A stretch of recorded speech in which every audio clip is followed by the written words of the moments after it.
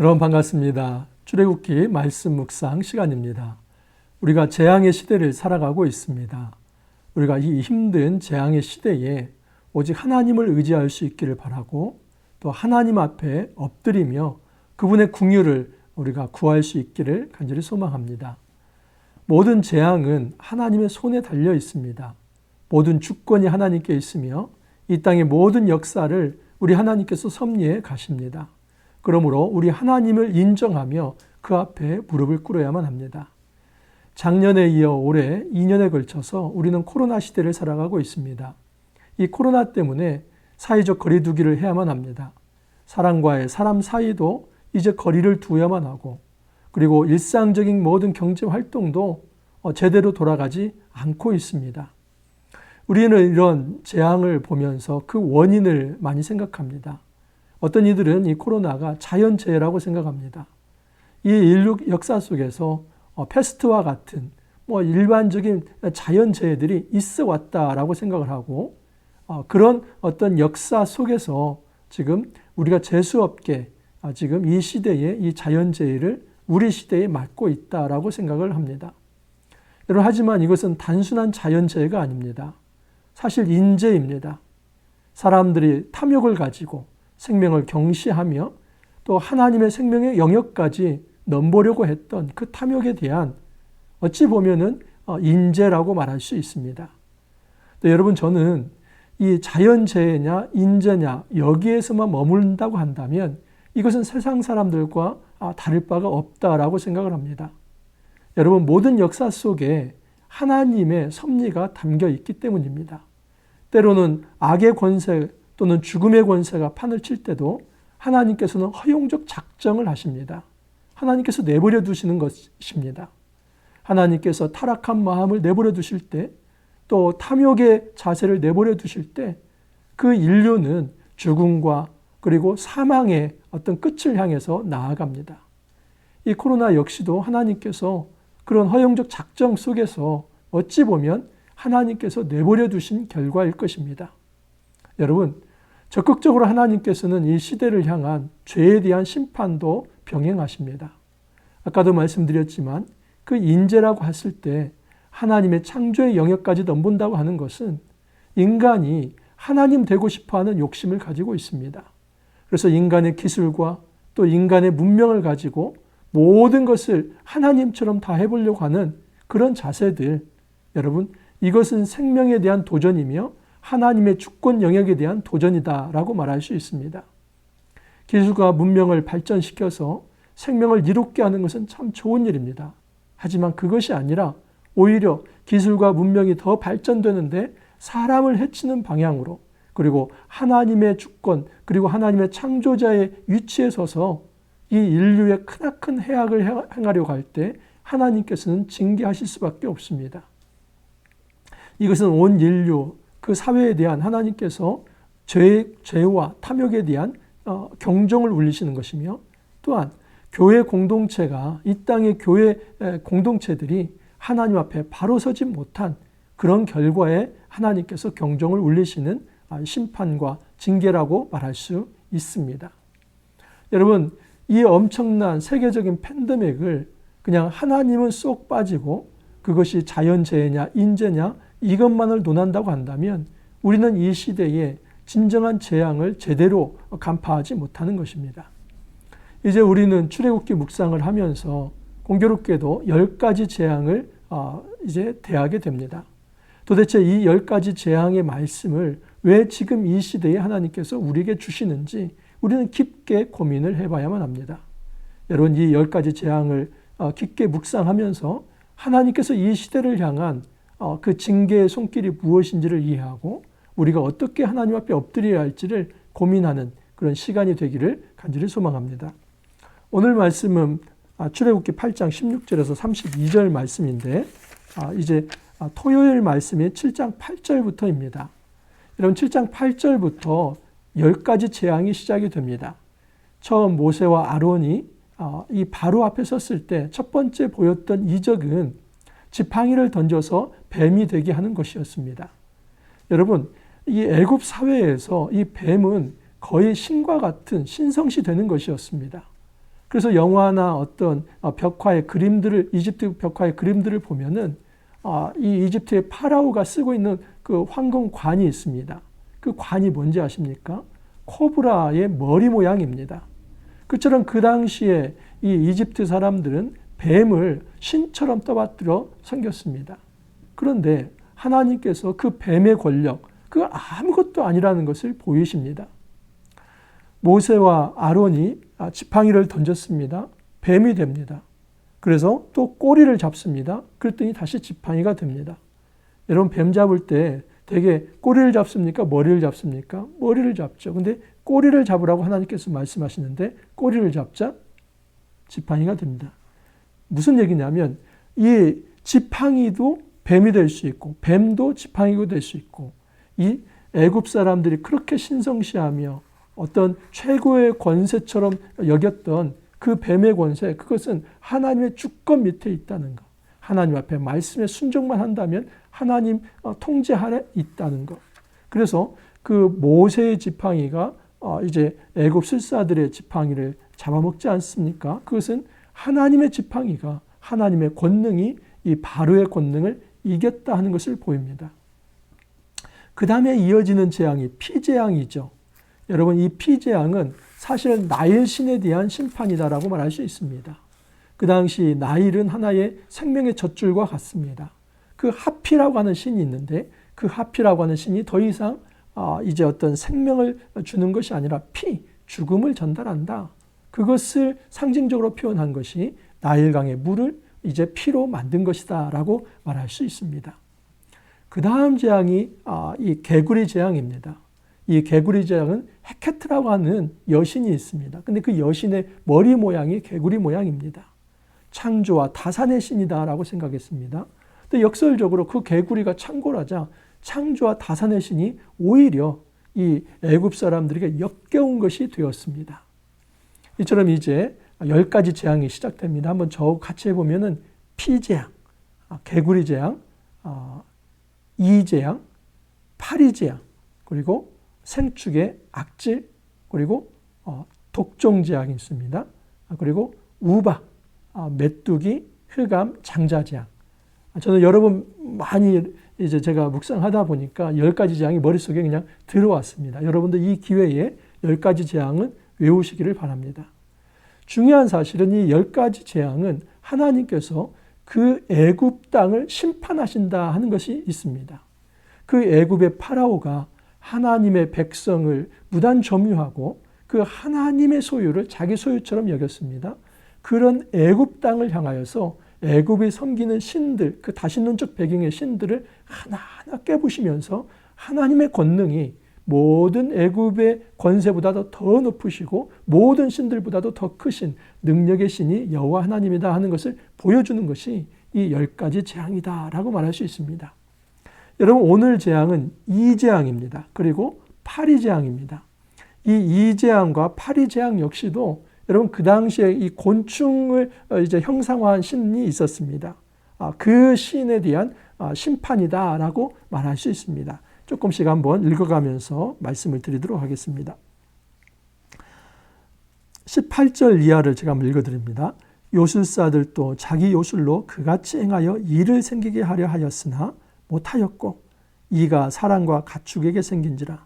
요술사가 바로에게 말하되 이는 하나님의 권능이니이다 하였으나 바로의 마음이 완악하게 되어 그들의 말을 듣지 아니하였으니 여호와의 말씀과 같더라. 피, 개, 그 다음에 이입니다. 피재앙, 개구리재앙, 이 세 번째 재앙이 이재앙인데 이재앙의 특징이 하나 있습니다. 그것은 뭐냐면 애굽의 술사들이 더 이상 따라하지 못했다는 겁니다. 피재앙, 그 전에는 이제 지팡이를 던졌더니 이 어떤 뱀이 되는 거, 그리고 뱀을 다시 지팡이로 만드는 거, 그리고 이 나일강에 물을 부었더니 이제 피가 되는 것, 그리고 개구리 재앙. 이것은 애굽의 술사들이 흉내를 냈습니다. 그것이 진정한 매직이 되었든 아니면 사기가 되었든 여러분 적어도 이 세 가지는 지금 흉내를 냈습니다. 그런데 지금부터는 흉내를 내지 못합니다. 이제 티끌을 날려가지고 이가 되게 하는 거. 그리고 파리 때가 이제 역습하게 하는 이 모든 앞으로 10가지 재앙까지는 더 이상 흉내를 내지 못합니다. 그래서 일찌감치 그 애굽의 요술사들이 이렇게 이야기를 합니다. 하나님의 권능이니이다. 지금 애굽 왕 파라오에게 직언을 한 겁니다. 이거 우리가 함부로 건드려서는 안 됩니다. 지금 이 사람들 장난이 아닙니다. 이 사람들의 힘이 아니라 이 사람들이 섬기는 신은 진짜 신이고 그 권능의 신이 하는 것입니다. 그러니까 그 권능의 신에게 우리가 대적해서는 안 됩니다. 여러분, 이 요술사들은 판단을 이미 했습니다. 여호와 하나님께 우리가 대적해서 이길 수 없다는 것을 판단을 하고 그것을 충언을 한 것입니다. 파라오에게. 제발 대적하지 말고 이제 이 이스라엘 사람들 풀어줘야 합니다. 그런 쪽으로 이야기를 합니다. 그런데 중요한 것은 파라오의 마음이 완악하게 되어 그들의 말을 듣지 아니했다라고 얘기합니다. 여러분, 하나님의 재앙의 목적이 무엇입니까? 그 재앙의 목적은 하나님이 권능의 신이라고 하는 것, 하나님께서 심판의 신이며 하나님께서 구원의 신이다 하는 것을 보여주고자 함인데 파라오는 그 하나님을 인정하지 않는 것입니다. 이유는 마음이 완악해진 것입니다. 그래서 파라오의 아주 중요한 이제 성품적 특징이 하나 있는데 그것은 뭐냐면 교만입니다. 교만이라고 하는 것은 하나님 앞에 서지 않는 자세입니다. 하나님 없는 듯이 살아가는 것. 분명히 하나님께서 능력으로 역사함에도 불구하고 하나님의 능력의 역사를 인정하지 않고 자기가 더 힘이 세다고 자랑하는 것. 이것이 바로 교만입니다. 지금 이 애굽 왕 파라오가 이렇게 하는 것은 정말 어리석을 뿐만 아니라 사실 비열한 행동입니다. 한번 보십시오. 출애굽기 어제 말씀이었는데 8장 15절 보면 그러나 바로가 숨을 쉴 수 있게 됨을 보았을 때 그의 마음을 완강하게 하여 그들의 말을 듣지 아니하였으니 여호와께서 말씀하신 것과 같더라. 지금 이 개구리 재앙이 있고 그 개구리 재앙을 통해서 이제 바로가 이제 모세에게 좀 제발 좀 이 개구리 좀 치워달라 그렇게 요구를 했습니다. 그러자 이 개구리를 이제 나일강으로 다 몰아서 이제 애굽 땅에서 치웠습니다. 근데 그때 이 성경 기자는 뭐라고 하냐면 잠시 숨 쉴 만한 때에 다시 이 애굽 왕은 마음을 완악하게 해서 이스라엘 백성을 놓아주지 않았다 하는 것입니다. 하나님께서는 애굽 왕 바로의 숨통을 계속 조여갑니다. 10가지 재앙은 그 숨통을 조이는 겁니다. 더 이상 숨 쉬지 못할 정도로 이 흑암재앙, 장자재앙까지 하나님께서 몰아가십니다. 그런데 이 한 재앙 끝나고 좀 숨 쉴 정도 되면은 약간 휴식 시간 찾아오면은 그때 다시 반역하고 불순종하고 돌아간다는 겁니다. 이게 세상 사람들의 악의 권세의 특징입니다. 조금만 숨만 쉴 수가 있으면 다시 불순종의 자리로, 다시 옛날의 그 교만의 자리로 돌아가는 겁니다. 여러분, 이것은 회개도 아니고 아무것도 아닙니다. 하나님 앞에서 하나님 힘들 때 제가 앞으로 잘하겠습니다. 잘못했습니다. 그렇게 하지 않겠습니다. 근데 그 다음날 좀 숨만 쉴만 하면 다시 하나님 앞에 엎드리지 않는다면 그것은 하나님을 농락하는 것이고 하나님을 기만하는 것입니다. 애굽 왕 파라오는 이 교만을 넘어서서 이제 하나님을 기만하는 자리까지 나아가게 됩니다. 그래서 하나님께서 이제 파리 재앙을 일으킵니다. 20절 이하를 보면 아침에 일찍이 일어나 바로 앞에 서라. 그가 물 있는 곳으로 나아오리니 그에게 이르기를 여호와께서 이와 같이 말씀하시기를 내 백성을 보내라. 그러면 그들이 나를 섬길 것이니라. 내가 만일 내 백성을 보내지 아니하면 내가 너와 내 신하와 내 백성과 내 집들의 파리떼를 보내리니 이렇게 말을 하라는 겁니다. 그런데 여러분, 바로 왕이 이것을 말을 듣습니까? 안 듣지요. 그래서 실제로 하나님께서는 이 파리떼를 이 애굽에 가득하게 합니다. 여러분, 이 10가지 재앙이 아주 특징이 좀 있는데 피재앙, 개구리재앙, 이재앙, 파리재앙은 이 생물의 영역이다라고 말할 수 있습니다. 이 강도 하나였던 생명의 젖줄이 되고요. 그리고 개구리재앙 또는 이재앙, 파리재앙 이것은 곤충과 생물, 이 생물의 영역입니다. 근데 나중에 이제 이것이 5번째 재앙이 되면은 생축의 악질인데, 생축의 악질은 쉽게 말하면 이 생축, 이 어떤 동물에게 전염되는 돌림병, 전염병입니다. 바이러스성이죠. 그것이 구제역이 되든지 아니면 조류독감이 되든지 쉽게 설명하면 그런 것들입니다. 근데 이게 이 동물에서 여섯 번째 재앙은 여러분 독종이죠. 독종으로 넘어가면 그 독종은 인간 몸에 편하는 바이러스성입니다. 이 인간 몸의 어떤 대상포진과 같은 그런 바이러스성이 이제 몸 안에 퍼져나갑니다. 이처럼 여러분 지금 생물 쪽에서 이제는 미생물 쪽으로 발전을 합니다. 그 다음에 이어지는 것은 뭐냐면 우주적 하늘의 심판입니다. 우박, 하늘에서 불과 같이 내립니다. 메뚜기가 온 하늘을 덮습니다. 그리고 흑암, 이 하늘의 해를 막아버립니다. 그리고 마지막에 장자재앙, 이런 모든 생명을 끊어버리지 않습니까? 그러니까 결국은 10번째 재앙, 장자재앙까지 가는 건데 처음에는 이 생물의 영역에서, 그 다음에는 미생물의 영역에서, 그리고 온 우주적 심판으로 모든 생명을 하나님께서 심판하시겠다. 이 10가지 재앙이 이런 흐름으로 가고 있습니다. 그러니까 이런 상황에서 하나님을 인정하는 것이 중요합니다. 왜냐하면 하나님께서는 그 재앙을 한 가지 보낼 때마다 간절히 원하는 것은 무릎 꿇기를 원했던 것입니다. 이 재앙의 모든 주권과 섭리가 하나님 손에 있으니 더 이상 죄를 짓지 말고, 더 이상 탐욕을 부리지 말고, 이제는 여호와 하나님을 인정하고 그 앞에 무릎 꿇으라. 이것이 하나님의 뜻인데 여전히 애굽 사람들은 하나님을 찾지 않습니다. 25절에 이제 또다시 파리 재앙으로 인해서 너무 힘들게 되자 바로가 또 타협을 시도합니다. 25절 이하를 보면 바로가 모세와 아론을 불러 이르되 너희는 가서 이 땅에서 너희 하나님께 제사를 드리라. 모세가 이르되 그리함은 부당하니이다. 여러분 언뜻 보면 이게 이 바로가 모세와 아론을 불러서 말을 들어주는 것 같습니다. 너희 하나님께 제사를 드려. 여기까지 좋죠. 근데 어디에서요? 이 땅에서.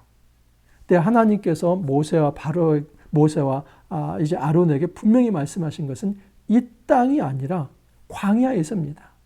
그 사흘길 떨어진 광야. 여러분 이 사흘길은 완전수입니다.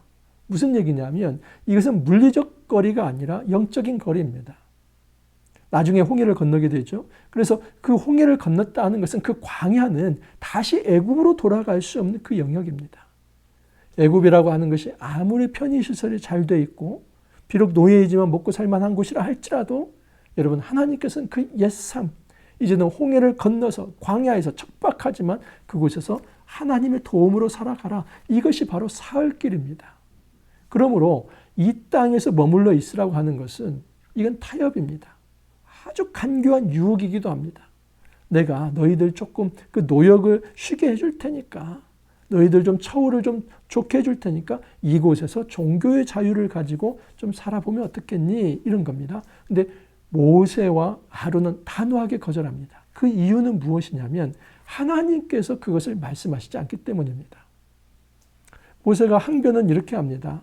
우리가 그렇게 할 수 없는 이유는 우리가 하나님께 제사하는 것을 애굽 사람들이 싫어합니다. 만약에 이 땅에서 우리가 하나님께 제사한다면 이 애굽 사람들이 우리를 악한 신을 섬긴다고 하면서 돌로 칠 것입니다. 그래서 우리는 이 땅에서 할 수 없습니다. 실제로 그런 일이 일어날 수 있습니다. 하나님의 출애굽 방법은 애굽 안에서의 찻잔 속에서의 출애굽이 아니라 그 찻잔을 깨버리고 완전한 태풍으로 새로운 개혁을 통해서 완전한 새 땅에서 새 백성이 하나님 나라로 살아가는 것입니다. 모세와 아론은 여기에 타협하지 않습니다. 자, 31절을 보면 여호와께서 모세의 말대로 하시니 그 파리떼가 바로와 그의 신하와 그의 백성에게 떠나니 하나도 남지 아니하였더라. 그러나 바로가 이때에도 그의 마음을 완강하게 하여 그 백성을 보내지 아니하였더라. 이제 모세와 아론이 강하게 나서면서 이 땅에서 우리는 예배할 수 없습니다. 살 길을 떠나서 그곳에서 하나님을 예배하겠습니다. 하니까 이 바로는 파리떼가 너무 많으니까 그래 알았어 들어줄게 그랬습니다. 그래서 파리떼가 물러납니다. 그런데 다시 마음이 완악해졌다는 것입니다. 아까도 말씀을 드렸지만 바로는 하나님 앞에 회개한 것이 아니라 늘 처세와 임기응변의 방식으로 그 순간만을 모면하려고 했습니다. 이런 식으로 재앙을 모면할 수는 없습니다. 그리고 이것은 온전한 방식이 아닙니다. 우리가 코로나 시대를 살아가고 있습니다. 우리는 이 코로나 백신과 치료제가 완성이 되면 코로나를 물리칠 수 있다라고 생각을 합니다. 여러분, 이미 변종 바이러스가 시작되었고 이것이 언제 끝날지 우리는 알 수 없습니다. 제발 우리가 이것이 자연재해나 또는 인재냐 이런 논쟁 속에서 그것 바탕으로 우리의 구세주는 이제 백신과 치료제이다 하면서 거기에 소망을 두지 않기를 바랍니다. 물론 여러분, 저는 백신과 치료제가 빨리 개발이 되어서 집단 면역이 이루어지기를 간절히 소망하고 또한 기도하고 있습니다. 왜냐하면 그거 역시도 하나님께서 섭리하시는 방편이기 때문입니다. 중요한 사실은 이 시대에 하나님을 인정하느냐 이거입니다. 이제까지 그 생명의 영역까지 침범하면서 창조주의 자리까지 오르면서 하나님 노릇을 하려고 했던 그 인간의 자세, 모든 사람의 생명들과 또 이 하나님께서 만드신 이 창조의 사상을 마땅히 정말 선한 청지기가 되어서 대리통치자로서 그렇게 사랑과 공의로 통치를 해나가는 그런 자세를 가져야 하는데, 인간의 자기 탐욕을 만족시키기 위해서 다른 생명을 해하고 죽이는 많은 인류의 생명들이 소수의 그런 탐욕에 의해서 짓밟혀지는, 그리고 이 시대의 종교 권력과 그리고 교회까지도 이런 세속화되는 이 마당에 하나님께서 결국은 칼을 드신 것입니다. 그러면 여기서 우리가 깨달아야 할 것은 무엇이냐면, 하나님께서 심판하신다는 것을 인정하며 또 하나님께서 구원하실 것에 대한 소망을 하나님께 두어야만 합니다. 하나님께서 이런 말씀을 하셨습니다. 22절 보면, 그날에 나는 내 백성이 거주하는 고센 땅을 구별하여 그곳에는 파리가 없게 하리니 이로 말미암아 이 땅에서 내가 여호와인 줄을 내가 알게 할 것이라. 내가 내 백성과 내 백성 사이를 구별하리니 내일 이 표징이 있으리라. 이 구별이라고 하는 페드투라고 하는 것은 구원하다라는 의미에서 나온 겁니다. 그러니까 이 구별하리라 하는 말, 내 백성 사이를 구별하리라 말은 내 백성 사이에 구원을 두겠다 이 말입니다. 정확히 재앙의 목적이 하나님께 죄 지은 자에 대해서 심판하는 것이고 또 하나님께서 그의 백성을 구원하는 데 있습니다. 여러분, 우리는 이것을 문자적으로 받아들이면서 하나님을 믿는 사람들은 이 코로나도 감염이 되지 않는다, 그런 식으로 구원을 이해할 때가 있습니다. 여러분, 이 구원은 종말론적 구원을 의미합니다. 요한계시록 한번 보십시오. 요한계시록 보면은 여러분, 이 하나님께서 성전을 청량하라고 하는 장면이 나옵니다. 근데 성전 밖마당은 42개월 동안 이방인에게 짓밟힌다고 합니다. 여러분, 성전 밖마당도 그거 역시도 성전의 일부입니다. 성전 뜰 역시도. 그 얘기는 뭐냐면 이 시대에 하나님의 백성이라 할지라도 하나님의 징계와 하나님의 재앙이 임했을 때 물리적 핍박과 고난 아래에 있을 수 있다는 겁니다. 요한계시록의 메시지가 그런 핍박과 고난 아래에 있다 할지라도, 그 재앙의 시대이다 할지라도 오직 하나님을 구하는 자에게, 하나님께서 그 견디고 참는 자에게 하나님께서 구원을 베푸시겠다, 그 약속을 하시는 거 아닙니까? 요한계시록은 바로 이 출애굽 모티프에서 이제 말씀이 전개가 됩니다. 요한계시록의 모든 재앙들은 여러분 이 출애굽 모티프에 있는 10가지 재앙에 기인하고 있습니다. 우리가 기억해야 할 것은 내가 예수 믿기 때문에 코로나 걸리지 않는다, 이 문자적 적용이 아니라 제발 이 시대에 우리가 하나님 앞에 하나님을 인정하지 않고 그 생명을 소중히 여기지 않고 창조주 자리에서 탐욕을 부리며 그 교만하게 행동했던 그 모든 것에 대한 회개의 자세를 가지고 하나님의 심판과 구원을 인정하며 오직 구원이 하나님께 있다는 것을 믿으며 그 하나님 앞에 엎드리며 소망을 구하는 것, 이것이 하나님께서 이 시대에 원하는 것입니다. 더 이상 코로나는 하나님과 상관없는 것처럼, 우리가 극복할 수 있는 것처럼 그렇게 치부하면서 우리 자체로서의 어떤 해결 방안을 찾으려고 거기에만 우리가 모든 에너지를 쏟지 않기를 바랍니다. 물론 하나님께서는 이 시대의 과학기술을 통해서 분명히 역사하실 겁니다. 중요한 것은 그 궁극적인 회복을 주실 하나님을 인정하자는 것입니다. 우리가 하나님께 무릎 꿇기를 바랍니다. 이 시대에 해야 할 일은 주님을 인정하는 것입니다. 주님을 심판자로서, 주님을 구원자로서 인정할 때에 해법이 있습니다. 그때 약물도 효과가 있을 것입니다. 오늘 하루도 우리가 하나님을 인정하며 하나님 앞에 엎드리는 그런 하루가 되기를 간절히 소망합니다. 주님 감사합니다. 새로운 한 주를 시작하게 해 주시니 감사합니다. 이 코로나 시대에 많은 사람들은 소망을 백신과 치료제에만 두고 있습니다. 그러나 그 백신과 치료제의 개발과 또 보급까지도 하나님의 장중 안에 있다는 것을 인정하며 우리가 하나님께 소망을 두고 하나님 앞에 무릎 꿇기를 원합니다. 이 시대의 죄에 대해서는 심판하시고 그의 백성을 구원하시는 하나님의 손길을 인정하며 우리의 정말 하나님 앞에서의 잘못들을 회개하며 이제는 주의 거룩한 백성으로 살아가고자 하는 그 결단과 고백 속에서 주님을 찬양하는 그 귀한 삶 살아갈 수 있도록 주님 축복하여 주옵소서. 이 재앙의 시대 주님 긍휼히 저희들 여겨 주옵소서. 구원하여 주옵소서. 하나님의 은혜를 베풀어 주옵소서. 감사하고 예수님 이름으로 기도하옵나이다. 아멘. 또 새로운 한 주 시작되었습니다. 출애굽기 말씀 이번 주와 다음 주까지 이제 14장까지 묵상을 하게 될 겁니다. 그리고 2부 말씀은 이제 9월 중순에 다시 시작됩니다. 그렇게 이해하시고 나머지 2주간 출애굽기 말씀 잘 묵상하길 바라고 제가 계속해서 이제 광고 드릴 텐데 5월 달에 잠언 말씀이 시작이 됩니다. 5월 1일 날 제가 하루 이제 이 비대면 영상을 통해서 잠언 특강을 하려고 합니다. 관심 있는 분들은 함께 참여해서 은혜 받을 수 있기를 간절히 소망합니다. 오늘 하루도 화이팅 하시고 내일 찾아뵙도록 하겠습니다. 감사합니다.